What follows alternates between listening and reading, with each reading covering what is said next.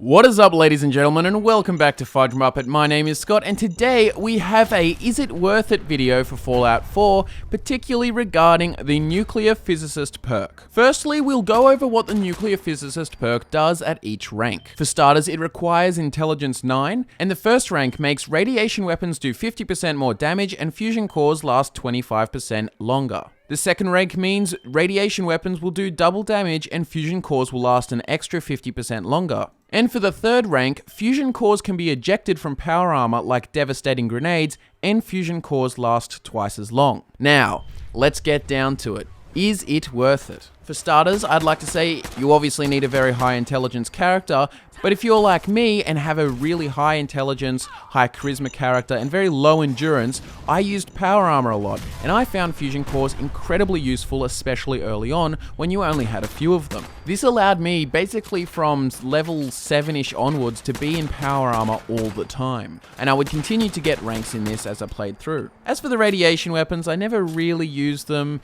and I couldn't really quite understand how they work, but anyways, the power armor is where it's at.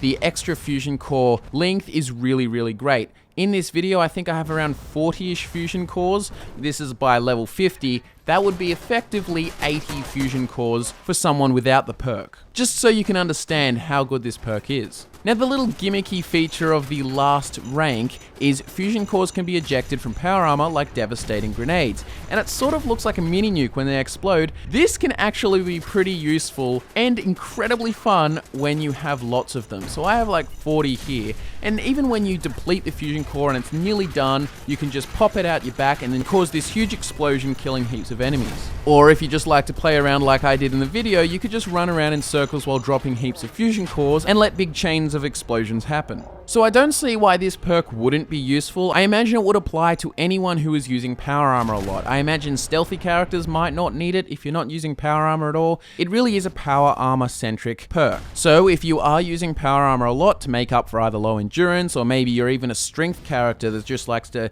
get up there in melee, Nuclear Physicist is a really good perk. 10 out of 10 would recommend.